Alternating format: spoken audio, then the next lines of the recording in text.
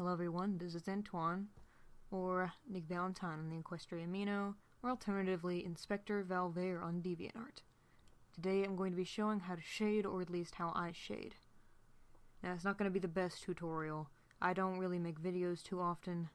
Been trying to make some more. But I'll try my best to show what I do for shading, and I will link to some better tutorials in the description down below if mine isn't sufficient enough.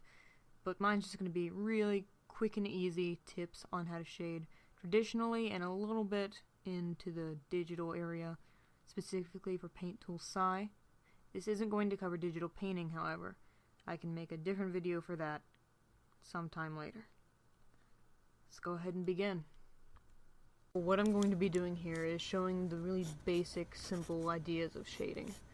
You have the light source, which is drawn and represented by the box over there in the corner, and everything that's close to the light source will be the lightest, and everything that is further away, the furthest part right there being the darkest part, will gradiate to a dark. And sometimes you'll have reflected light, which will be a light that's reflected off of the surface that the object is sitting on, so you'll get a small rim there. Otherwise, you're just going to have a cast shadow made by the light source and the ball. Now you can take this concept and apply it to more complex objects, like ponies for everyone watching from the Equestrian Amino. While it's a more complex shape, the idea still stands. You will have a light source, and you'll have the way that the object reacts to that light source. So there's the light source there, and you see the horn casting a shadow, the back of the ear being darker than the part that is closer to the light source. And you have the cast shadow right there that is being made by the head, casting the neck in the darkness at an angle there. The same concept stands. Whatever is closer to the light source is going to be lighter, and whatever is further away from the light source is going to be darker. Next up, I'm going to be using Llewellyn, who is a character from a webcomic that I'm working on, and I'm going to be using them to demonstrate how to shade with markers, or at least how I shade with markers. What I want to come across here is that you really shouldn't be using black to shade. It's very tempting, and it's very easy to use black or just go over it with a wash of gray, but what I'm trying to say is that that kind of flattens the image out. In real life, if you look at any references, which I highly recommend looking at references whenever you're in a point where you're stuck not knowing what to do, or just look at references in general, but whenever you look at real life, you'll notice that darker areas are actually a more saturated, darker version of the color that is initially there to begin with in the lighter areas. So when you shade, you're going to be trying to do that. As shown with when I'm shading the blonde hair on Llewellyn, I'm going to be using a brown. It's a little bit more saturated than the blonde, and it's darker. So that's going to be easier to show the depth of the hair than if I just went through with a gray. Because the gray would kind of wash out the hair and make it look flatter, honestly. I do use the gray to shade armor, and I really should have gone with a blue or like a pink or purple. And that honestly depends on the tint of the light, since light can be tinted. You know, you have sunsets, sunrise, that kind of stuff. But in this case, I did not have any specific markers that would have fit that, so I went with the cool grays. Now, I'm using a mixture of Sharpies and Copics. I just really wanted to show that you don't need any high-end markers to work on this kind of stuff. So anyone with any simple kind of markers, or even just colored pencils, you don't really need the expensive tools. It's the concept that matters. The tools make things easier, but as long as you have an understanding and grasp onto the concept, you can pull this off.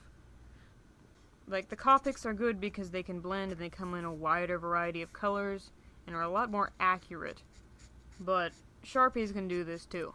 The same with pencils and Prismacolor. Crayola, you can also shade and color with that, but Prismacolors and more expensive ones tend to blend easier and have richer, more pigmented colors. But you don't have to immediately go out and buy all these fancy ones. Also, when you're doing this, especially when you're doing it with marker, make sure to test the colors of it. And test the shading sometimes on a little separate sheet of paper or over where you don't really care where it's going to be messed up and all markered on. Since I'm not actually using this picture of Llewellyn for anything, I'm just going to do a lot of test swatches next to them. Yeah, that makes sure that you don't actually mess up on your good drawing that you're working on, because it's a lot harder to go over that than it is to just get rid of that test swatch.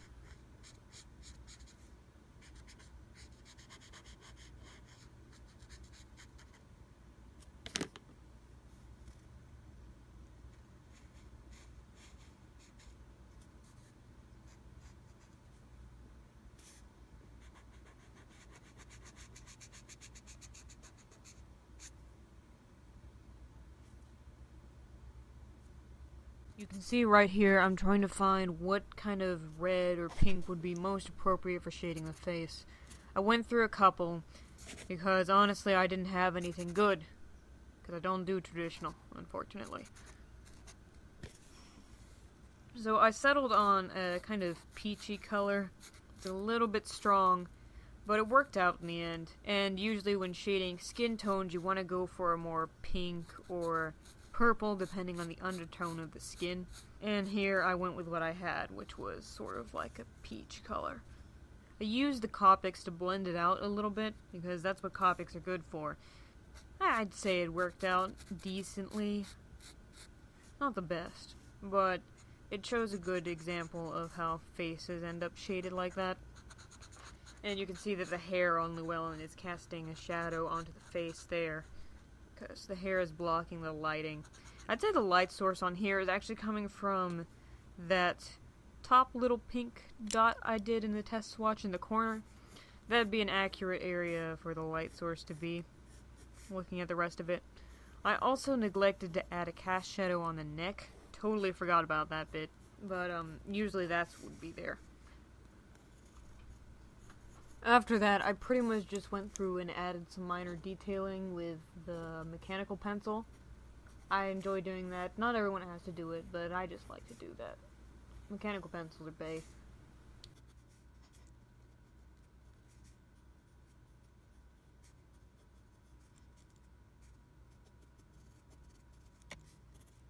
Next, I think I'm going to be showing some really simple ways you can do shading in digital software. Anything that has layer support with multiplier layers and overlay and that kind of stuff. Paint tool size what I'll be using in this one. This is a really quick, easy way to do shading, and it builds on what was shown in the last two traditional videos. There isn't really much difference between digital and traditional when it comes to using the techniques. It's just that digital, there's a lot more shortcuts in how you can do it. So I'm just going to get the pony colored really quickly, and then we'll move on to shading. What you're going to want to do in size specifically is to create a new layer and then set it to multiply. You color in that layer at like a mid-gray, not too dark or not too light, or you will be like overwhelmed by how dark the shadows are, or they'll just be too light to see. After that, you're going to take it and you're going to erase into that new layer that you created, and you're going to erase where the light would be hitting, and take the knowledge that you had from the previous exercises about the ball, you know, how the light source casts shadows onto specific parts. After that's done, I like to soften out the shadows a little bit with bringing the brush down.